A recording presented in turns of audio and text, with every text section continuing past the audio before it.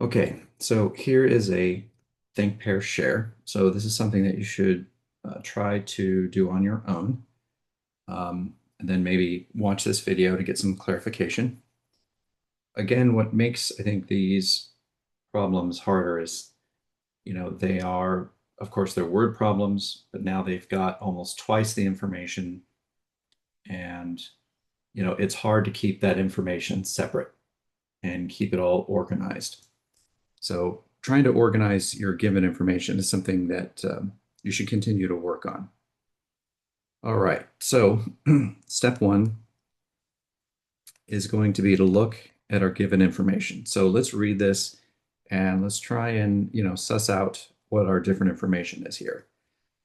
So an interested citizen wanted to know if Democratic US senators are older than Republican US senators on average.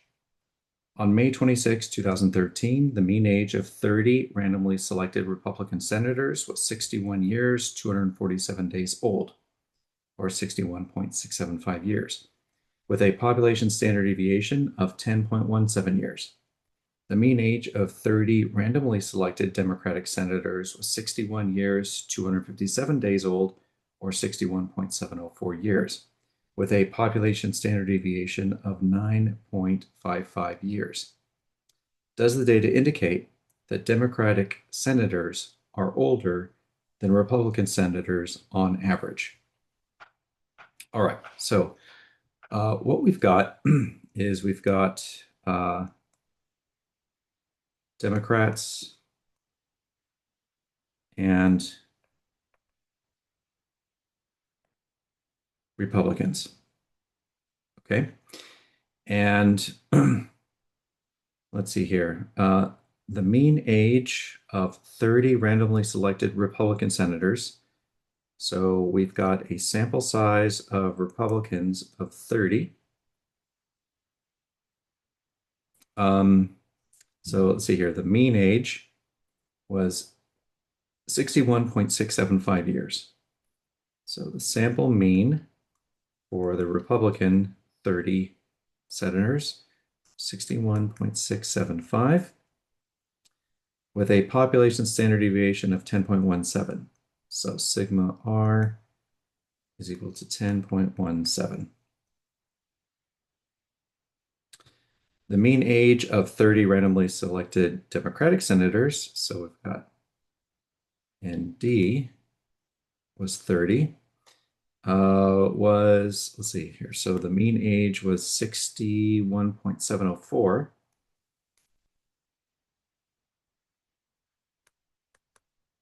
Okay, with a population standard deviation of 9.55.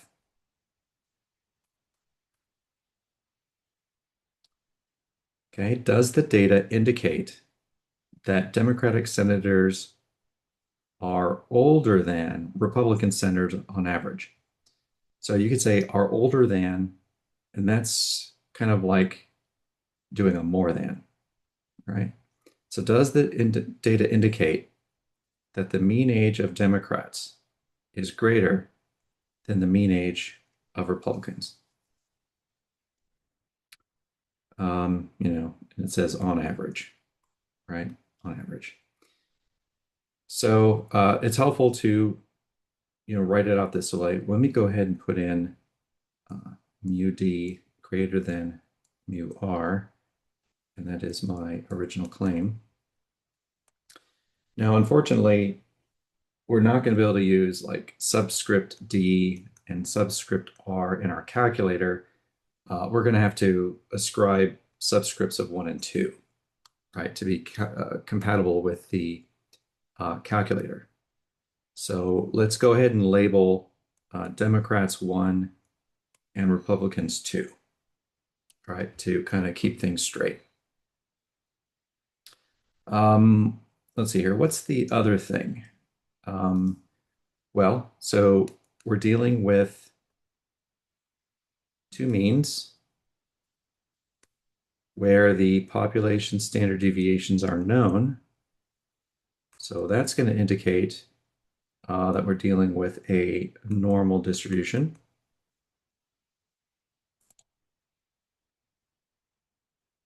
see here. Also, let's see, sorry, there we go. Also, we weren't told what the confidence level was, right? So because the confidence level isn't given, then what you can assume is that it's 95%. So we've got a significance level of 0.05. All right, step 2 is to set up our null and alternate hypotheses.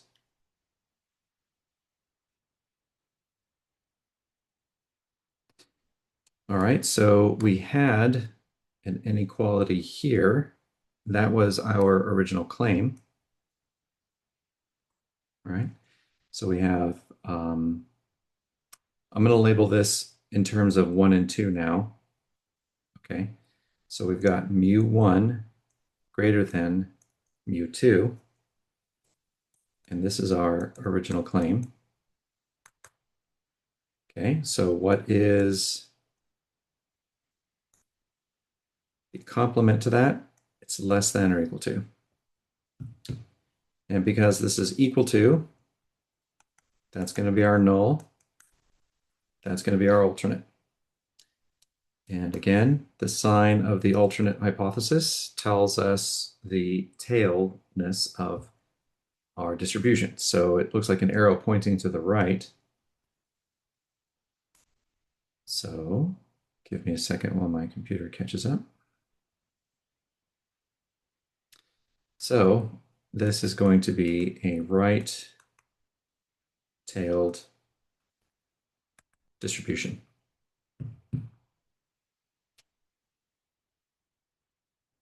All right. So now step 3 is to calculate our z-test statistic and our p-value.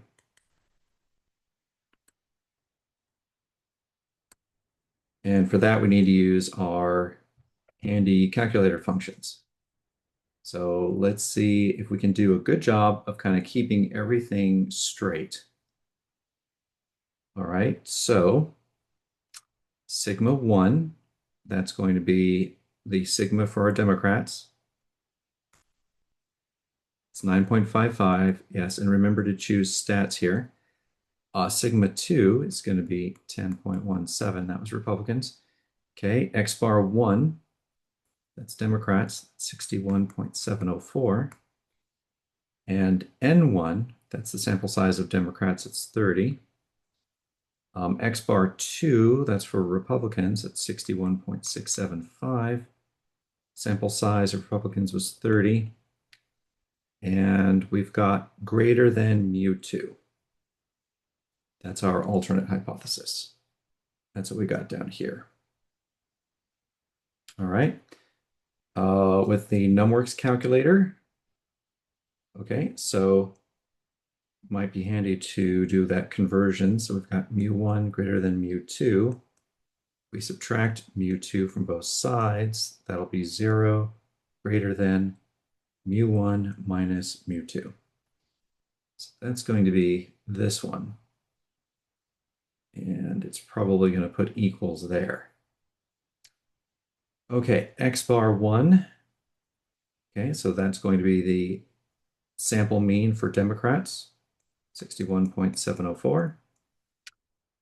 Sigma 1, population standard deviation for Democrats, that's 9.55. And the sample size was 30. Okay, I have to scroll down here to see more.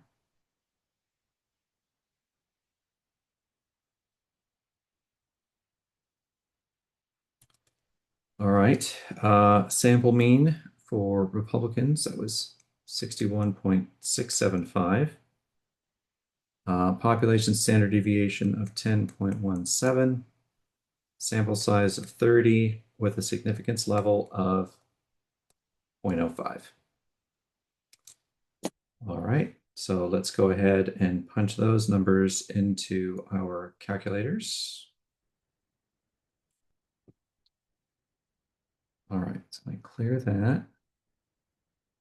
And let me go to stat, tests. I want a 2-sample z-test because we're dealing with a normal distribution. Okay, this is the data left over from the previous problem. So this is going to be 9.55, 10.17, 61.704, 30.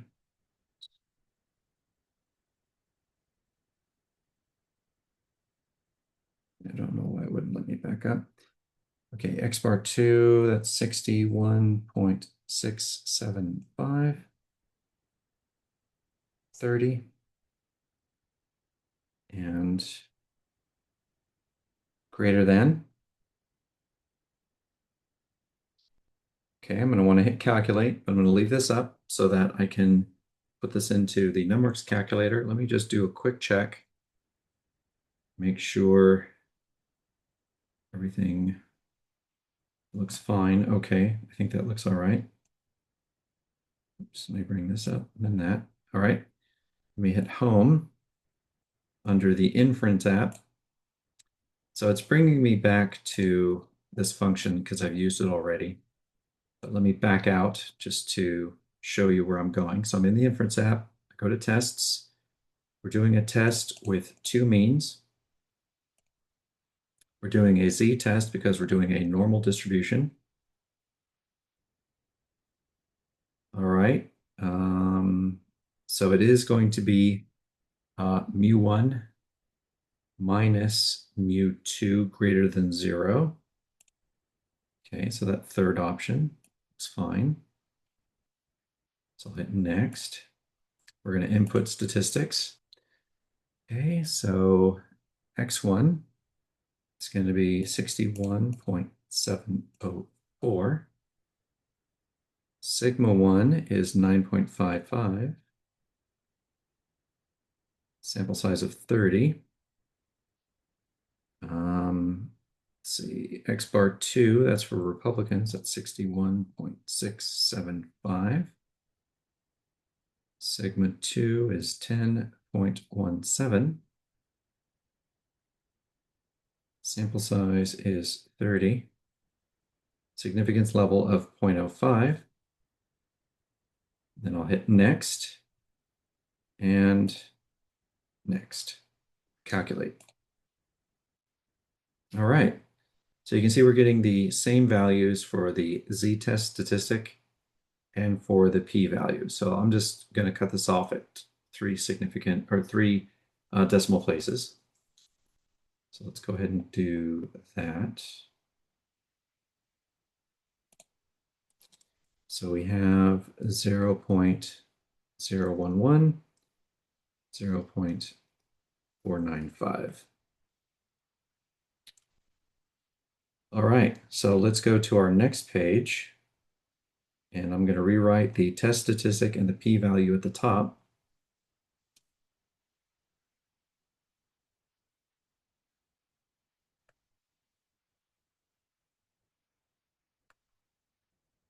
There we go. All right, and step 4 is now to sketch our distribution and calculate the z critical value. So we're doing a normal distribution. The center of the normal distribution on a z-scale is 0.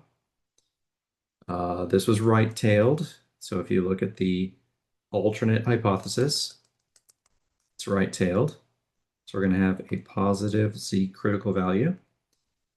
The area adjacent to the critical value is going to be our significance level, which is 0.05. The region above the tail, that is our reject the null. The region on the other side is fail to reject the null. All right. So before we put in our test statistic and p-value, let's figure out our critical value first. So we're going to be using an inverse distribution function on our calculator. So we have an area of 0.05 with a mean of 0, standard deviation of 1 on the right, and a mean of 0, standard deviation of 1, area on the right of 0.05, like that.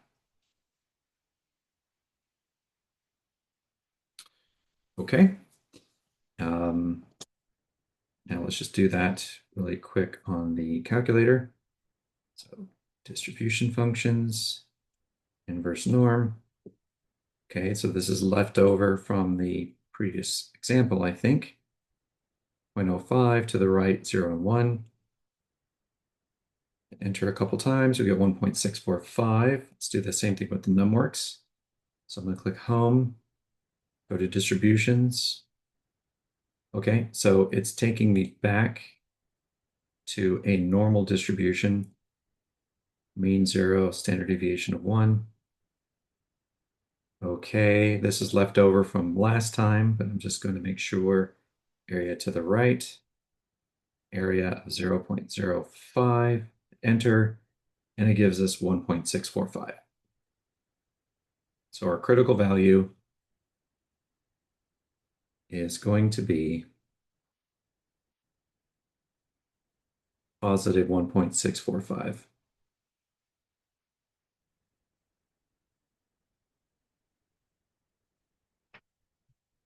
Okay, so let's see where our test statistic and p-value is going to be on this scale. So 0.011, that's almost 0, actually. That's really close. That's right about here. So that is our test statistic of 0.011. And if we go up from that, it's clearly indicating we're going to fail to reject.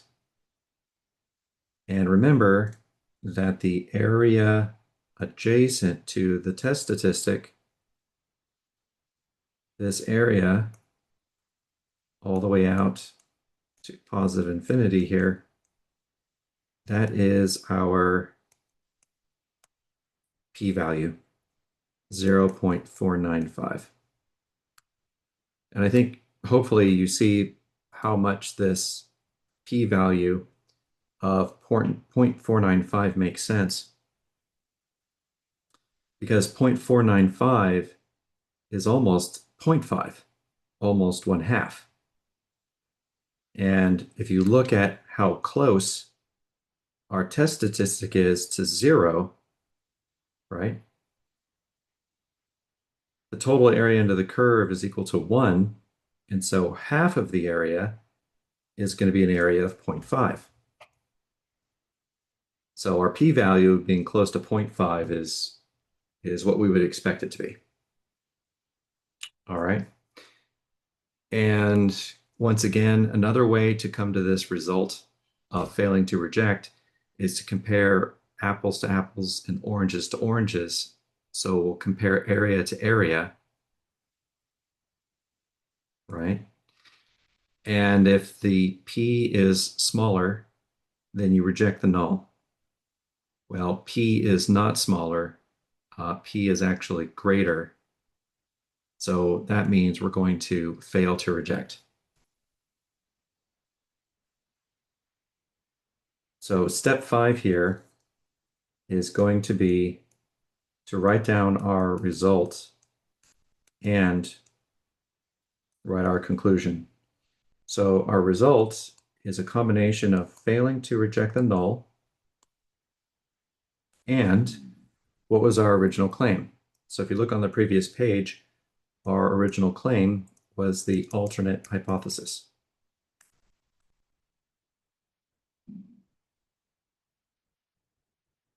So if we use our handy-dandy conclusion table, we can see here that we're failing to reject the null, and the alternate is our original claim.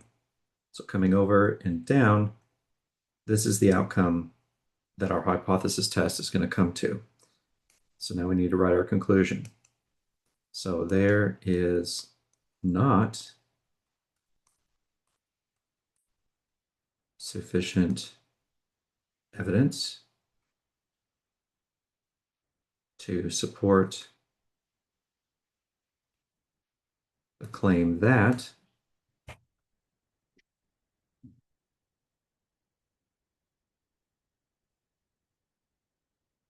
the mean age of, I should make that a capital D, it's a formal name, mean age of Democratic senators is significantly greater than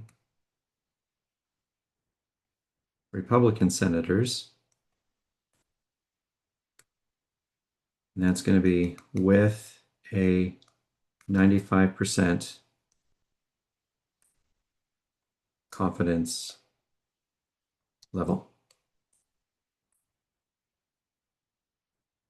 And there is our conclusion to this hypothesis test.